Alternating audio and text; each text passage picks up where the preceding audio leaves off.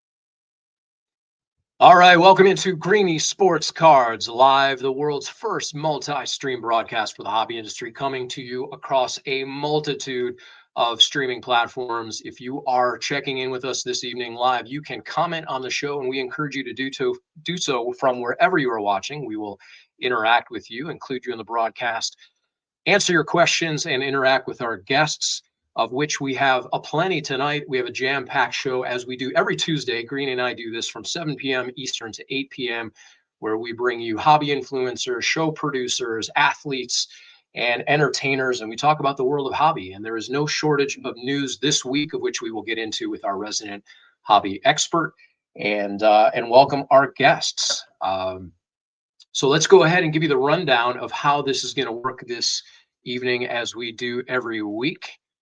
We will introduce the man himself, the namesake of the show, Steve Greenberg, aka Greeny, here shortly.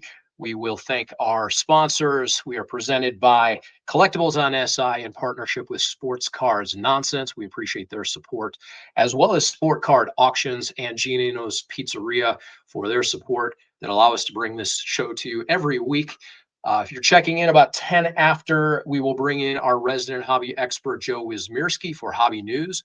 Joe will get into some of the new product releases and the happenings around the world. Of course, you can catch Joe on Cut the Nonsense every week, part of the Sports Cards Nonsense Network. And he is out of Phonix Sports Cards, so we go coast to coast in talking with Joe. We will cover card shows across the country as well, coast to coast. We've got shows to talk about in Indiana, Kentucky, Nashville, and Fort Wayne, Indiana as well, where we will welcome Brad Beeman of B Sports. Brad has been on the show with us before, but we'll welcome him back. He's got a big show coming up in the Fort Card Fest, so we'll talk about that with Brad. And we will welcome in Ryan Curtis, aka Saw Sasquatch. We've talked to Ryan in the past as well, but really excited to catch up this evening. He is on the heels of a 3-week buying spree across the country, where he attended a number of shows. He went to a number of card shops. So we're going to check in with Ryan and Sasquatch and find out what he saw in this great country of ours, coast to coast. So, and then at 9 o'clock tonight, you can check in with Alex Schott, our auctioneer extraordinaire. Alex will go live on eBay, as he does every Tuesday and Thursday night. You can get in on those actions. They all start at about $2 each, and he's got football cards, baseball, basketball, wrestling. Sometimes he's got soccer. And like this show, it's interactive, and you as the viewer dictate which direction those auctions go. So make sure you check out Alex Tuesday and Thursday at 9 p.m. and stick with us every Tuesday night, 7 to 8 Eastern Standard Time. So without further ado, let's go ahead and welcome in the man himself, Steve Greenberg, aka Greeny. Good evening. Welcome to your show, Greeny. Hey, Jeremy, I appreciate it. Thanks for having me once again on a perfect Tuesday night. And happy Thanksgiving to everybody this coming week. Should be a fun week. Yeah, and the card world doesn't stop, Greeny. Happy Thanksgiving to everybody, to you and yours. Plenty of shows to talk about. It is rivalry week, so there's a big game taking place certainly this week up north, as well as across the country. Yeah, lots to cover. Green, I do want to shout out our friends at Bomber Sports Cards that just opened their shop here in Broadview Heights. They, of course, for the last 12 years have been an online auction, and they've evolved into a brick and mortar. We did an event out there Friday with Sports Radio 92.3 The Fan here in Cleveland, which is the radio home of the Cleveland Browns. We had the morning show host Ken Carmen and Anthony Lima came out. We raised money and socks and clothes for shoes and clothes for kids, and Bomber Sports Cards couldn't have been a more gracious host. We packed the shop on a Friday morning, 11 a.m. with about 60 people interacting with them and coming out to see the show. And so we appreciate their hospitality, and we wish them best of luck as they evolve into a proper hobby shop. And Green, if you're in this area, you got to check out the shop. It is gorgeous. It's well lit. They've got the wall of wax and products. There's no shortage of cards, and it's a really welcoming atmosphere. So if you're a hobby enthusiast, or you're interested in collecting, or you're a novice, you can go in there. It's really welcoming. Sit down, rip some wax, talk some shop, and have fun with those guys, particularly Chris and Kevin, the co-owners. And we appreciate Drew and Wayne, of course, and their whole team for supporting that event last Friday.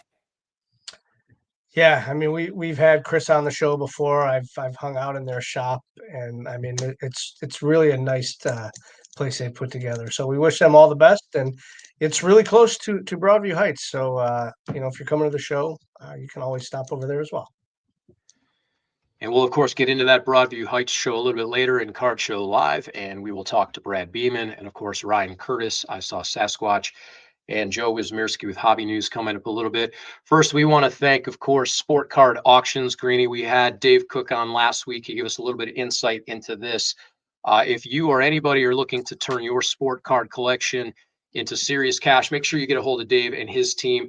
They make it simple, professional authentication and shipping services. All you have to do is send your cards to them. They will handle the rest.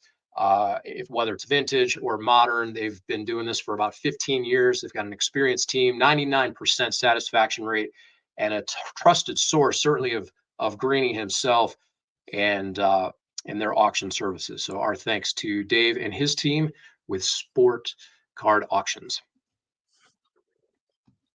Yeah, Jeremy, no question. We had Dave on last week and went over everything that they do there. And I'm getting ready to send another batch out for them to consign for us. So let's touch on that real quick, Greeny. You're going to send cards out. What happens then? Yeah, I mean, I send cards, and listen, can we list them ourselves? Sure. But, there's only so much time, and, we have 31 shows scheduled next year. We have a lot to do. We have cards to sort. We have cards to price. So it's great to ship him a box, and he scans them, he lists them, and 10 days later, there's money in my account. So, and they have a lot of eyes on their auctions, so maybe not as many as we have on ours. So that's why I like to send things out and let them consign for us. Very cool. They do make it easy for sure. So, Greeny, as we said, lots to cover this evening. I want to get into it right now with our hobby expert, Joe Wysmierski. We'll go ahead and welcome in Joe from Phonix Sports Cards. And Joe has the latest hobby news and insight. Of course, you could see him on Cut the Nonsense every week. Joe, good evening to you as we go coast to coast all the way out to Phoenix, Arizona. What is happening, gentlemen? It is, we're on the verge of the big game, right? And it does matter. It does matter to win this game and to win national championships. You can't just win the Natty. We want to have a fully fulfilled season. So, big game. Yeah, it is. We'd like to go. I can't talk about it. You can't. You just got to play the games. You got no jinxing. No jinxing here.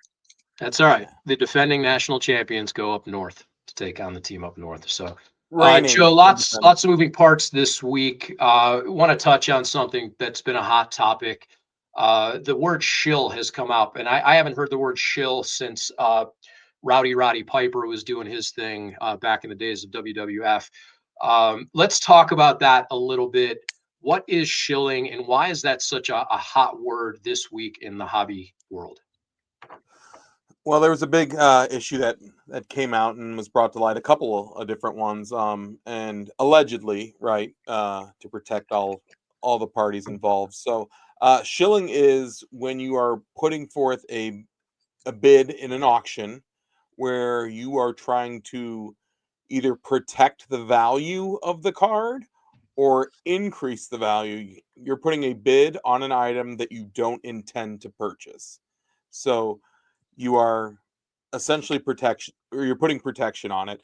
The other thing, I mean, shilling should not be an issue, because there are tools out there that can help, like putting a reserve on a card, which means if they run an auction, if you think the card's at least $500, if they run the auction and it ends at 400, the card doesn't count as being sold. It's not a completed sale because it didn't meet that bottom number of $500. So there are tools out there so that you don't have to do this type of stuff.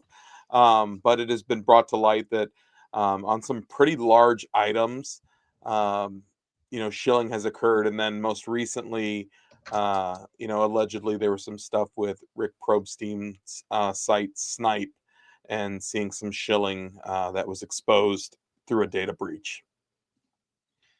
So there's some dispute. Is this legal? Is it not legal? It's certainly not in good taste. It's certainly not respectful, but people stand to get in trouble for this potentially. It's fraud, right? I mean, if you're doing something and you are not intending to make a purchase, you're defrauding someone who has the opportunity to actually win that card. You're driving a value. You're potentially putting new numbers and new values on cards that really don't hold that value. So, yes, it has been defined as fraud. Yeah, and in an industry where everybody talks about comps and what cards have sold for, and you look on your phones or your tablets and you say this card sold for $1,100 or $800, and we don't know that that's legit, right, Joe? I mean, especially with now coming to light of how many people, you know, defensive bidding, we're going to call it shill bidding, whatever term you want to use. How do we really know what a comp is anymore? It's really hard, Steve, and especially in the world, like, I mean, eBay is the world's largest card market, right? So when we're Mhm. not talking about high-end one-off cards, we're talking about stuff that's ran every day. One of the tips that I can give, from working here at the shop, and then also having my own, is when you're maybe having comments with people or bidders, and they're making offers on items. So if it's not something that's an auction, it's a fixed priced item, maybe look at their feedback as a buyer.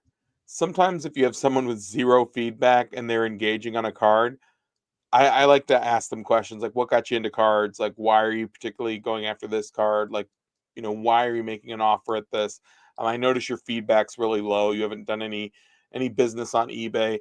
Those are different things that you can ask, and ask those questions to kind of understand what's going on, because the sad part of it, Steve and Jeremy, is that people will create accounts to drive up the value of their card, and they'll also do it to gauge um, some of the value, but then also if they make an offer on a card and the payment doesn't go through, sometimes it'll still show that like a sale happened on eBay. It doesn't really show if it was completed or not, but that can happen sometimes, for sure.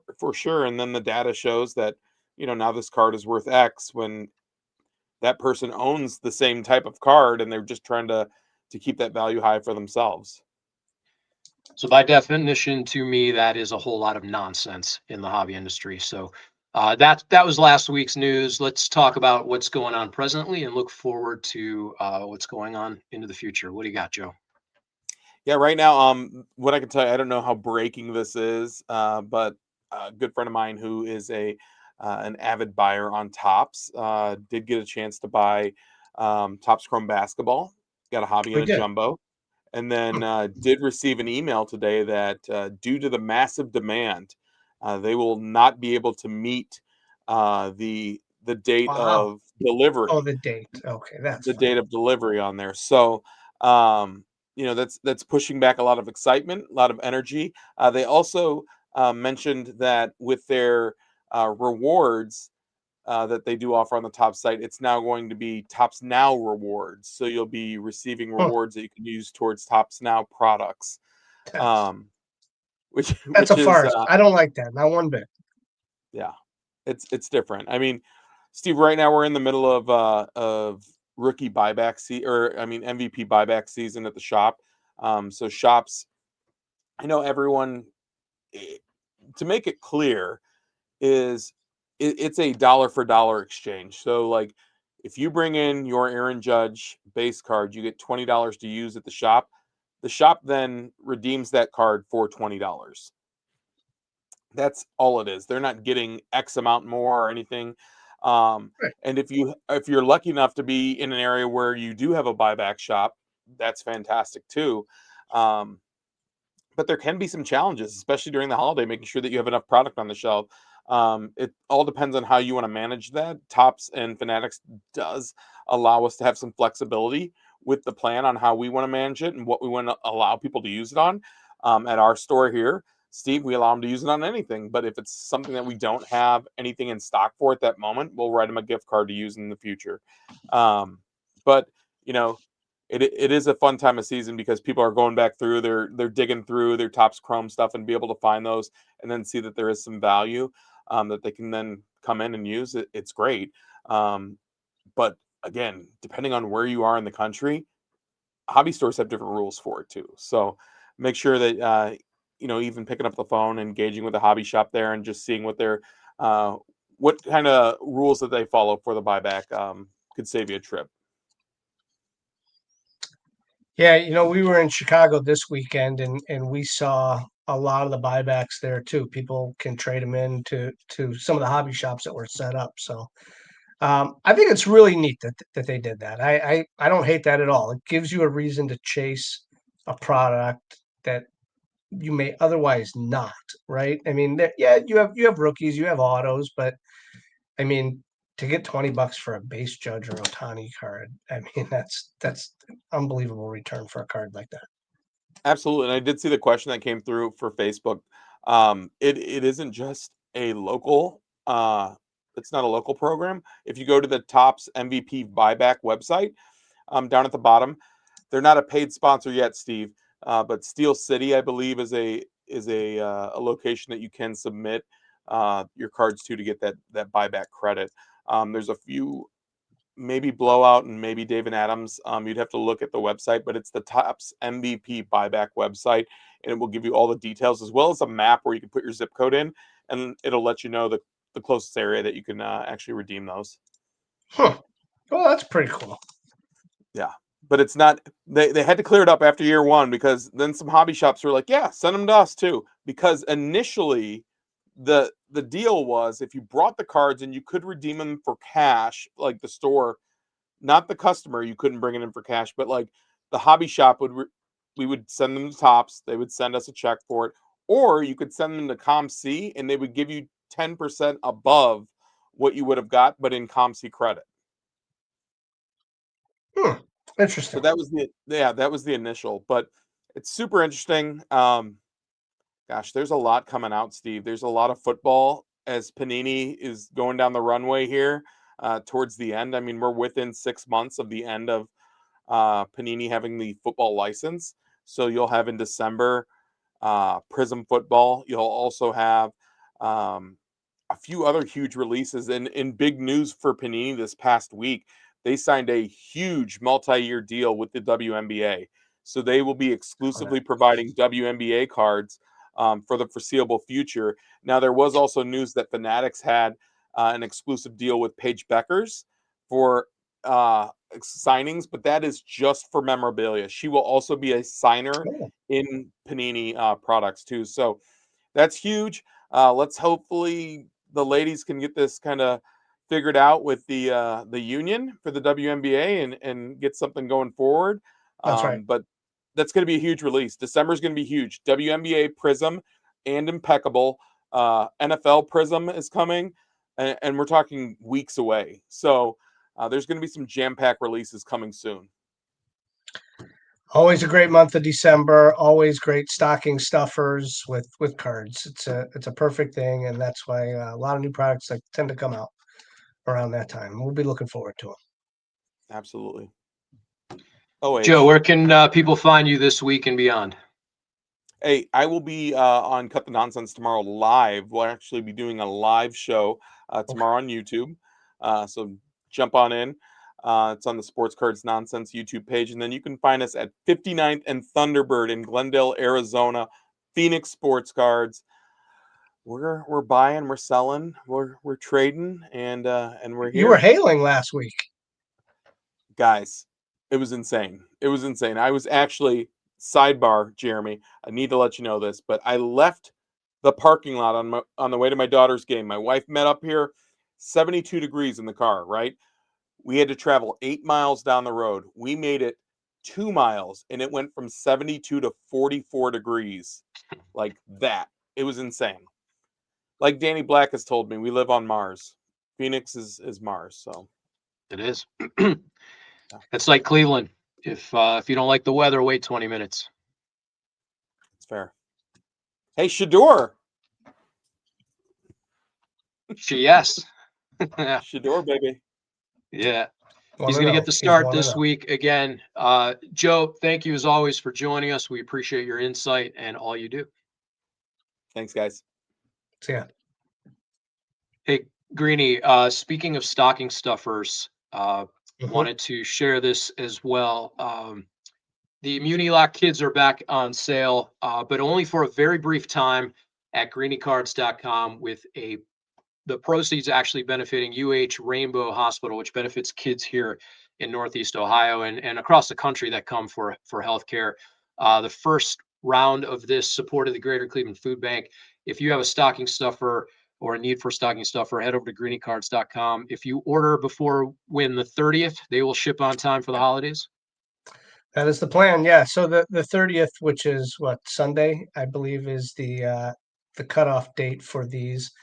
And we will have them shipped and ready to go so that you have them for stocking stuffers.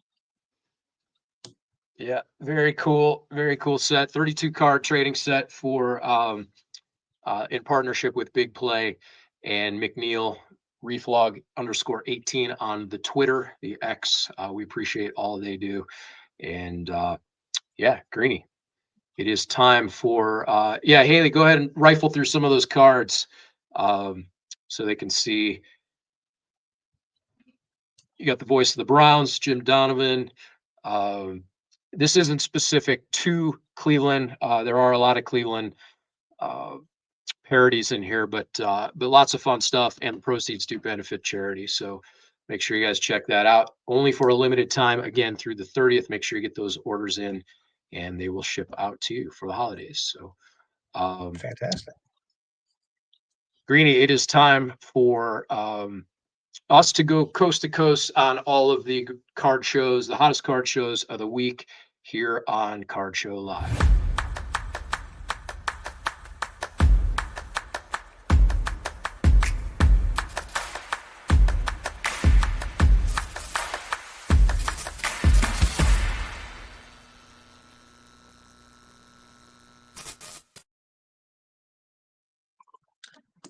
Welcome to another edition of Card Show Live, where we will preview 5 of our favorite shows coming up in the next couple weeks. And we're going to get into it in no particular order. These are our top 5 shows that must attend. Number 1 is the Black Friday Broadview Heights show here in Broadview Heights, Cleveland, Ohio. 100 tables of sports and Pokemon. And this is the first time we've done a show on Black Friday. It's something new that we've never done. I know that there's other shows that do 2 and 3 days for the weekend and start on Black Friday, but we thought we would try something just on Friday because, as we said last week, Jeremy, we dare not do a show Saturday when the Ohio State plays the team up north because nobody will attend the card show that day. So Friday, we have the Black Friday show, 100 tables, sports and Pokemon.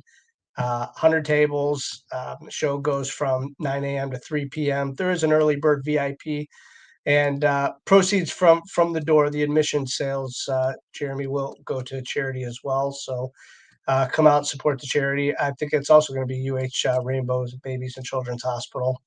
And we'll do that again in December with our friends at Hall of Framers. But that's the first show. Number one, Broadview Heights, Black Friday show.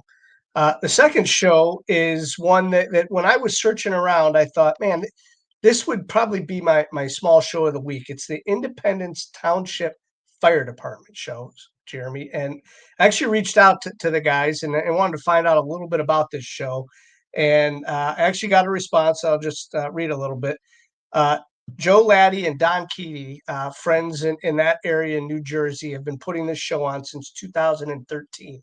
And they do it twice a year. So they said this is the 24th show. And they just wanted to have an old school card show, Jeremy. So they set up. They have a nice room there at the fire department in Independence Township. They've had autographers there in the past, like Dwight Gooden has been there, Lenny Dykstra, Joe Pepitone, Jim Leyritz, amongst others. But they said that it's just a really fun show, 40 tables, anything from high-end cards to dollar boxes for people to dig through. So 40 tables, free admission with a bake sale, Jeremy, with a bake sale. That show is Sunday, November 30th. So that show is in New Jersey. The number 3 show on our list is Fishers, Indiana.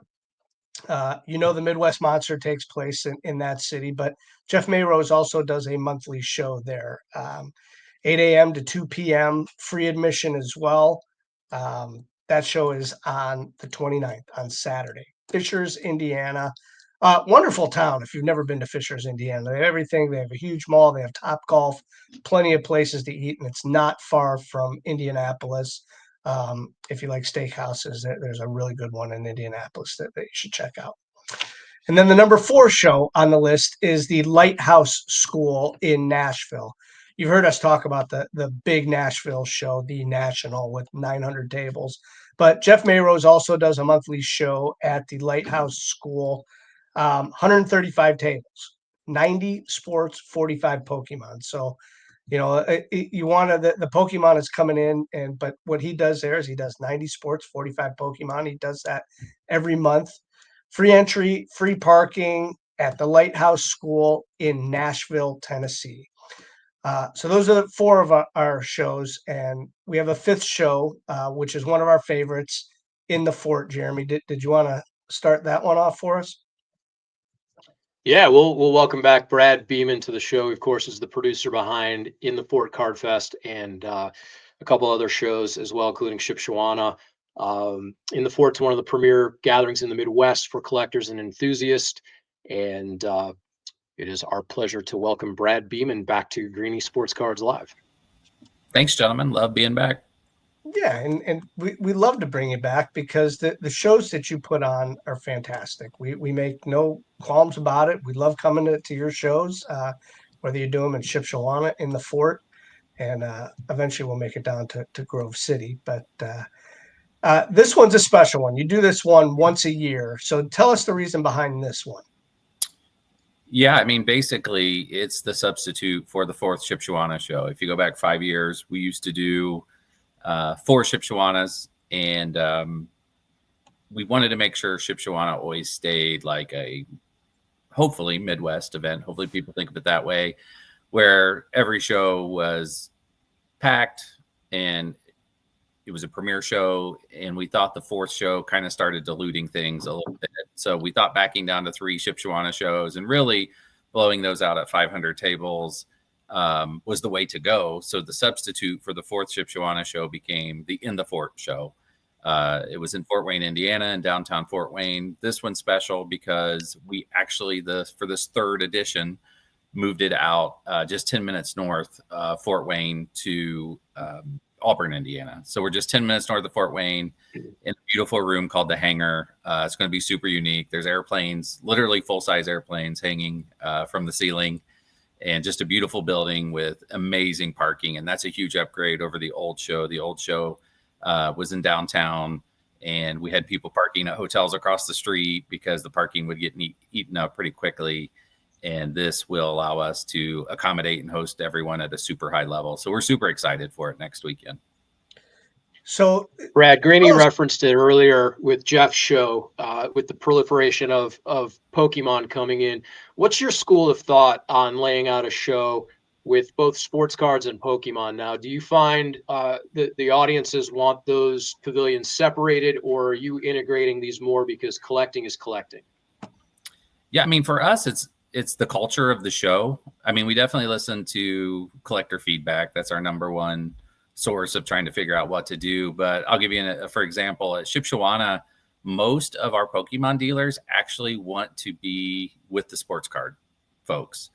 And we really try to have a ratio of 80-20, 70-30 at most. We always want to be known first as a sports card show, though we do love our Pokemon collectors. And I always say we may only have 40 or 50 Pokemon TCG tables at the show out of 500 in Shipshewana, but we fill those seats with amazing dealers who are amazing to our collectors, and we make it worthwhile for that group of collectors to come out and see us. But to us, I think how we envision our shows is to be 80-20, 70-30 to the sports card side, because, you know, myself and Ryan Johnson, my partner, you know, we're sports card guys, and I think we want to stick to what we know best, but still help that, you know, side of the collectors. And I see a lot of things out there now saying this is sports card only show and you don't have to worry about Pokemon tables there, but we want to accommodate as many families as possible. I talk to Greeny all the time about how you see these families walk into the shows and, you know,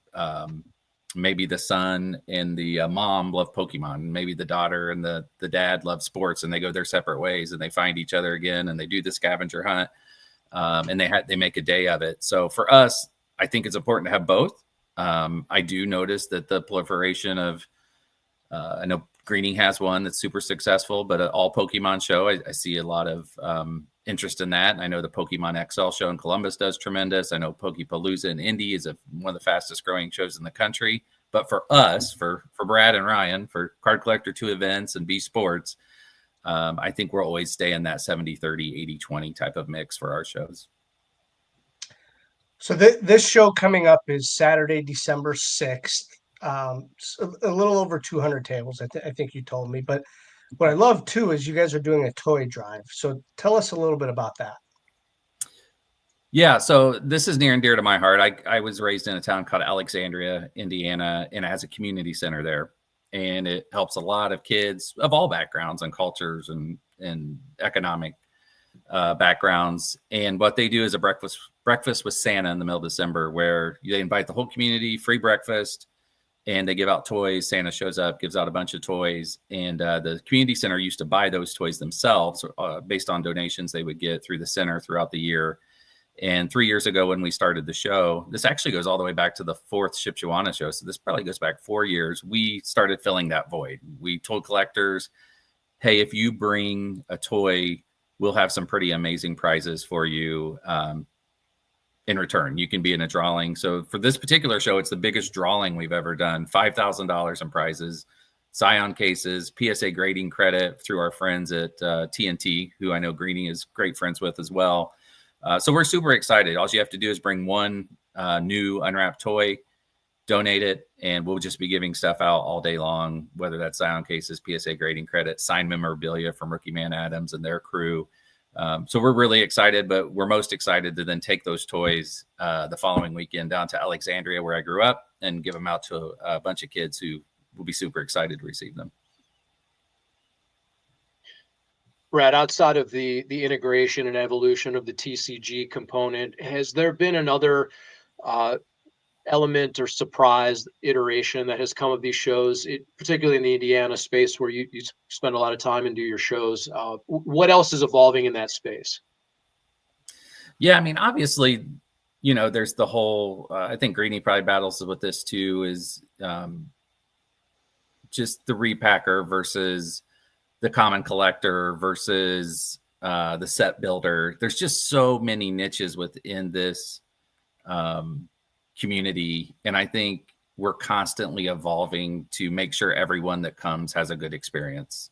Every we want to make sure if you're someone that, you know, is a repacker that needs to buy $30,000 in cards, we have more than enough inventory you would like there. We want to make sure that if you're there to build a set from 1987 Fleer, that we have a guy or two there for that. Whether you're looking for vintage cards, we have some of the top-notch vintage dealers. So I think that's probably the challenge, is just to make sure you're checking every box that you can for all the different collectors. I mean, I think when we all went to shows, I'll date myself a little bit, in the late 80s, now that I roll into my upper 40s, it was just about, you know, trying to find a Ken Griffey Jr. rookie card, or it was just all about trying to find one dealer that was buying. And now you got dealers competing to buy. You've got collectors coming in with full Zions looking to sell. So it's just, you're constantly navigating and trying to do the best thing you can for both the dealers and the collectors. I guess the other thing I would say, in Shipshewana especially, we're really trying to amp up services. We think if we want to take the next step as a show, that the COMCs, who you could take your cards to in bulk, any grading company you can get there, the TNTs that will help you with a grading submission. So we're just trying to become the most dynamic show that we can. I always say, if you had $0 and you came to the Fort show, we want to have stuff there that you can do, whether that be just bring a toy to be in the drawing, whether that be to drop off a grading submission. We don't want to make it all about, hey, you have to have $5,000 to come to the show to have a good time. We want to make sure we're checking every box, and it's a challenge. I mean, it's a challenge to have those dealers and to make sure that people feel comfortable coming to do all those activities. Yeah, no question. We've talked about that plenty of times, is people can come and walk around. You're right. And not really have to spend money, but they could bring cards to sell, but they can also, like I said, drop cards off to get graded, drop cards off to check out my cards. Maybe at some places get something authenticated. And it's not always about spending a lot of money, but it is about coming to experience the show, walk around, especially after all the food we're going to eat this week. It's a great place to get your steps in. But yeah, we look forward. This show it's been great. The new venue sounds really awesome. The airplanes are quite interesting, but we wish that this show all the best. All the shows that you have really have been taken off. Shipshewana comes in March. So what is 2026 look like for Card Collector 2 events? Yeah, so we'll do 4 shows in Indiana and 4 shows in Ohio, just like we did this year. So you'll get your 4 Grove Cities. The next Grove City Card Fest is on February 1st. You can always check out Greenie's show the day before and make a weekend of it in beautiful Columbus, Ohio. But you'll have 2 super quality shows there. We might do a slight expansion for the February show, just because you guys know first quarter shows are a whole different level than the rest of the year. People are really excited to get out there and go to shows. So we'll make sure that we have even more vendors for you on February 1st in Grove City. That'll be quarterly. Then we'll the first Shipshewana of the year is March 6, 7. And after that, we will have the May Memorial Day weekend show, and then come back in August, 2 weeks after the National, to finish out our season there. And then I'm quite sure we'll have a Fort show to finish out the year again. So pretty much the same schedule, maybe a couple surprises that we're not ready to announce quite yet, but we'll be sure to blast those out at cardfestevents.com, which is our website, or you can check us out at B_sports, or there's a guy, Ryan Johnson, who has a pretty decent following at Card Collector 2. Brad, we really appreciate you joining us again this evening, and we are really looking forward to that end of January, beginning of February weekend in Columbus. We've got the Ohio State Card Show on the 31st, and then the Grove City Card Show on February 1st. So yeah, if you're in the Midwest and around that area, you're going to want to make sure you're in Columbus, Ohio, and Grove City that weekend. Absolutely. You'll see probably a little carryover between dealers, but the quality of dealers all weekend long will be tremendous. And if you like cards, I don't know where else you would be, but in Columbus, Ohio, the last weekend in January. Perfect. Thanks, Brad. Have a great show. All right. Thank you, guys. Appreciate you. See you, Brad. Our thanks to Brad Beeman in the Fort Card Fest. Always a pleasure to catch up with Brad. They do a tremendous job. You know who else does a tremendous job, Greenie? Our sponsor, Giannino's, and we can't do this show without their support and the support of all our sponsors. So we want to thank Giannino's. Hey, you. Yeah, you. I'm a year older now, so Mommy can give me Giannino's pizza. Hey, whoever thought of making a great tasting Giannino's pizza with all these fresh ingredients? They gotta be some kind of genius. More, Mommy. Every Giannino's pizza is made with fresh dough, delicious tomato sauce without additives or preservatives, and fresh provolone cheese shredded daily. For a location near you, go to Gianninos.com. You want a piece of me? Greeny, we're going to welcome back a friend of the show, Ryan Curtis, better known as I Saw Sasquatch. He is fresh off a three-week cross-country journey across America, where he was in search of trading cards, shows, shops, nostalgia, and the thrill of discovery. We can't wait to catch up with Ryan and find out what he saw across the country and share some of the stories that he experienced. So without further ado, let's welcome back Ryan Curtis. Hey, Ryan. Hey. Good. Where are you today? I'm in Los Angeles today. Oh, okay. Very good.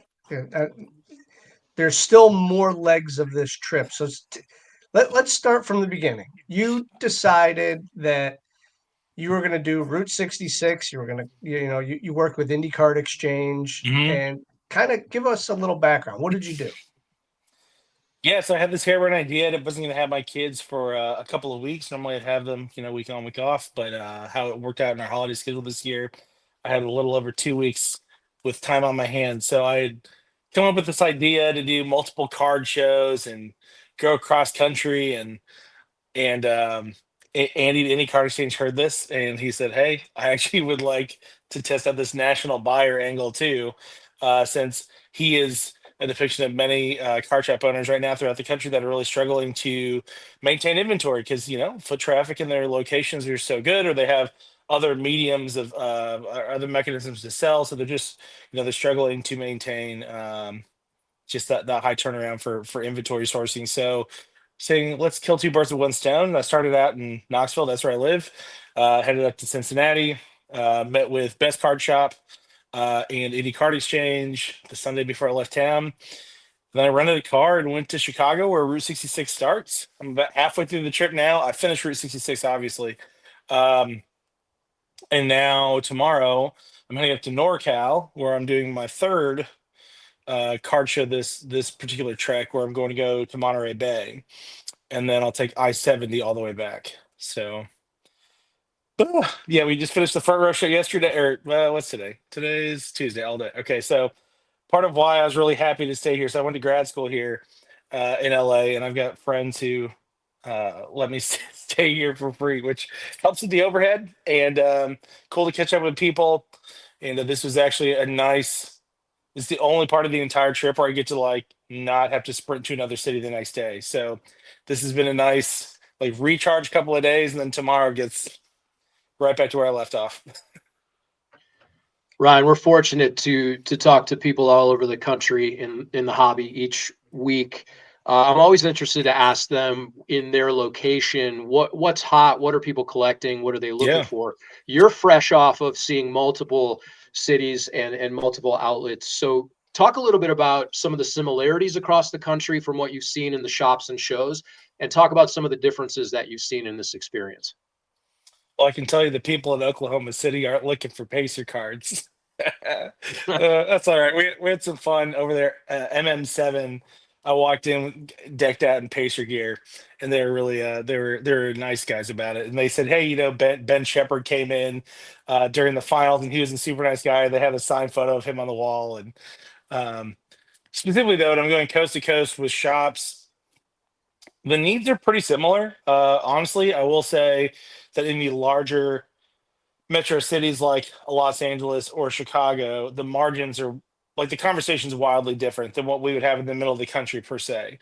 I saw it all the time. You were referencing it earlier, or Beeman was. I mean, what a horrible person for me to have to follow up. That's crazy. All right, you could next time I go before Beeman. Deal.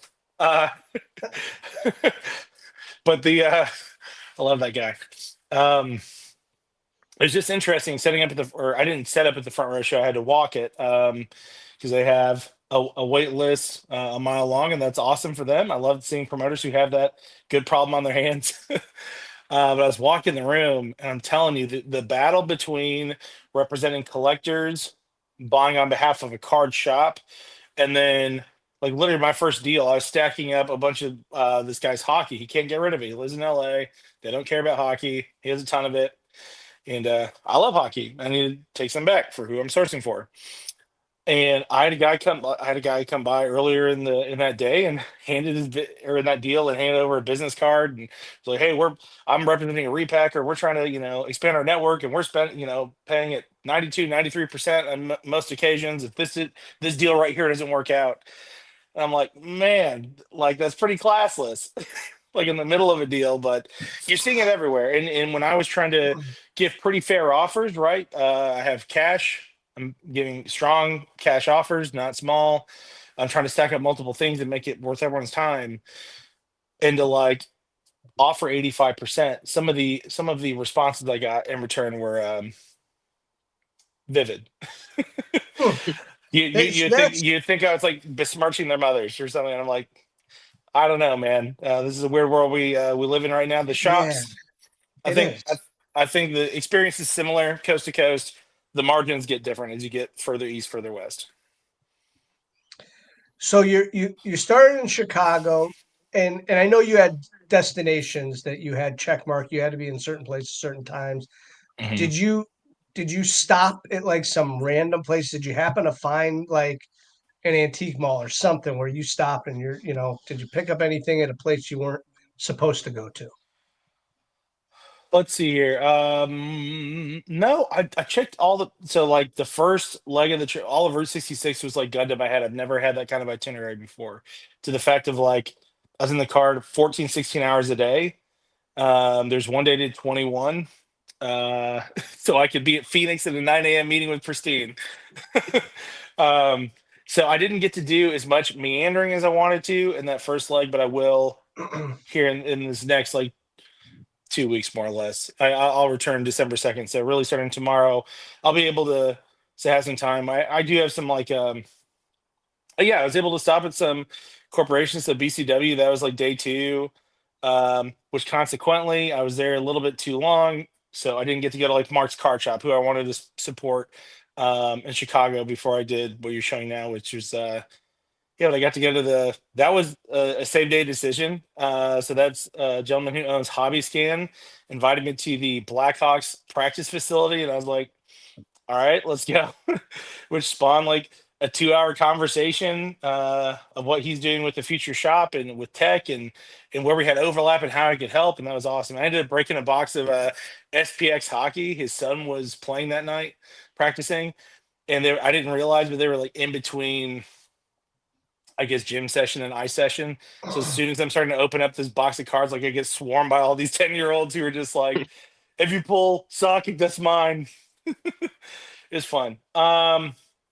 No, I've gone out of my way to bake in less sleep so I can see certain things along the way. So like Grand Canyon that you showed earlier on, I was like, man, when you're in Flagstaff and you realize you're an hour and a half away from like the 8th wonder of the world, you make the trip.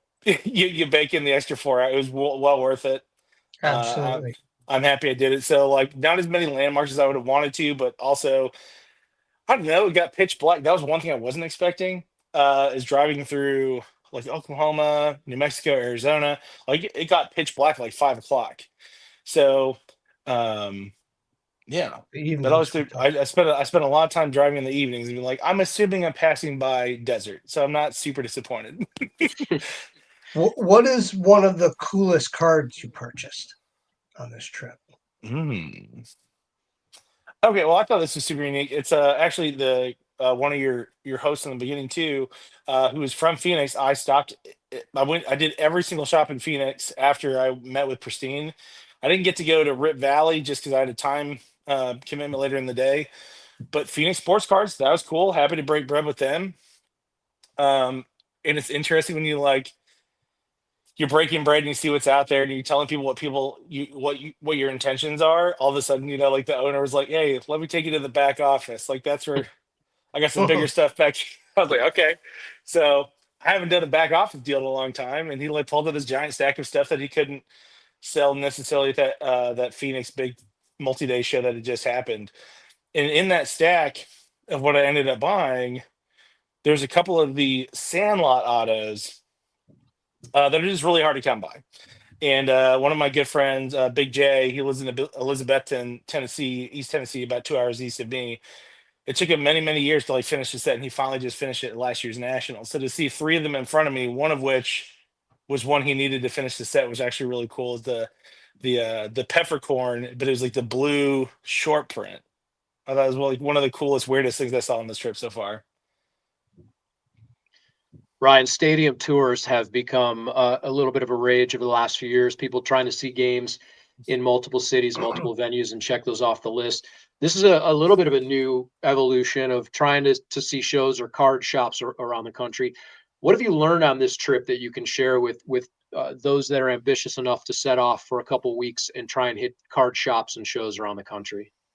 I say this every time that I go to a national, right? Is go for a week and really only make the national 2 or 3 days. Like you should go and explore the other shops that make up that region. You should see like some cultural,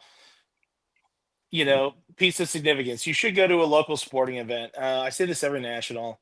I say this even on a trip like this. This was overly ambitious. I was about 3 days in before I was like, all right, I know you can only eat the elephant one bite at a time, but this is a really huge elephant. But I can see where, go outside of the spectacle of, like Andy and I are trying to like rebrand a little bit of my narrative of like, it'd never been known to be like a household name for liquidity. Well, that's what I'm trying to get to. So like, this is a bit of a spectacle that like brought that in. Now, after this, like I'm in the road kind of full time now. When I have my kids, there's a lot of stuff that's within 2 hours that I can get to.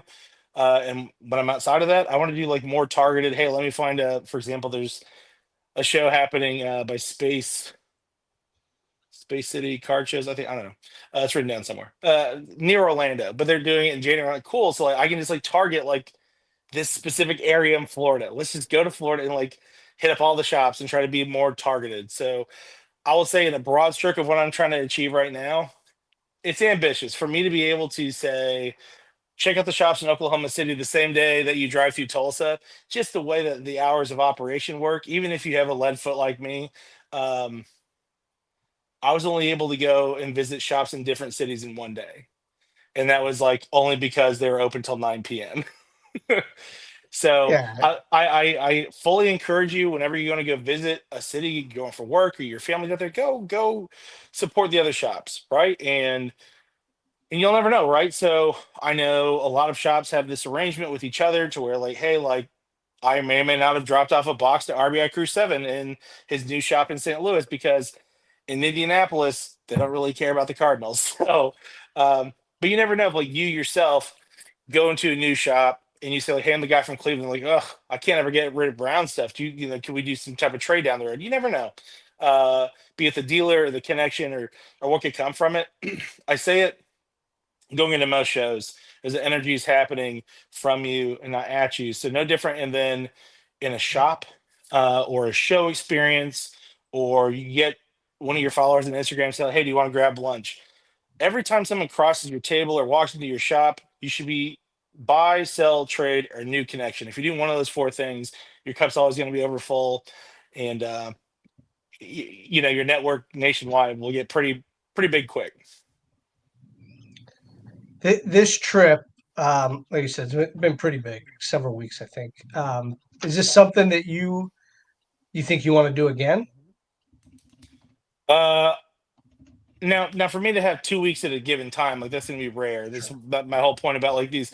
Yeah, I guess if I had 2 weeks again, sure. It's cool. I definitely think moving forward, I'd like a passenger princess. Like I'll tell you, it's no different than me like going to a show. I kind of critique the people who have like this full on spectacle of like the camera crew and this and that.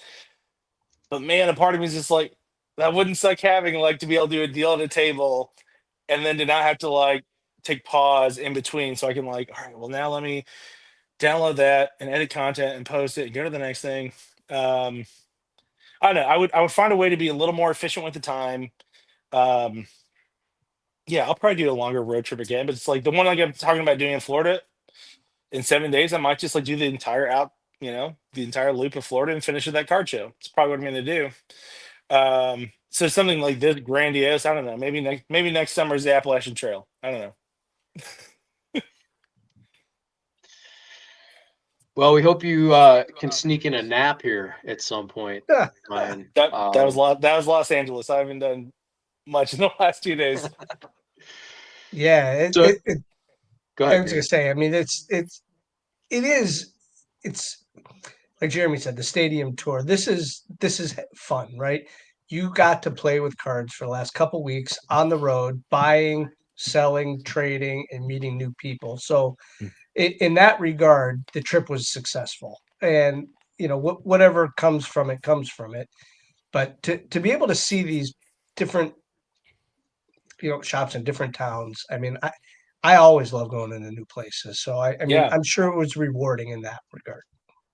Yeah, and it's so cool though too, because you could think about like a lot of us we communicate on Instagram. There's a lot of people that have their niche, on Mantle or YouTube or Facebook or otherwise.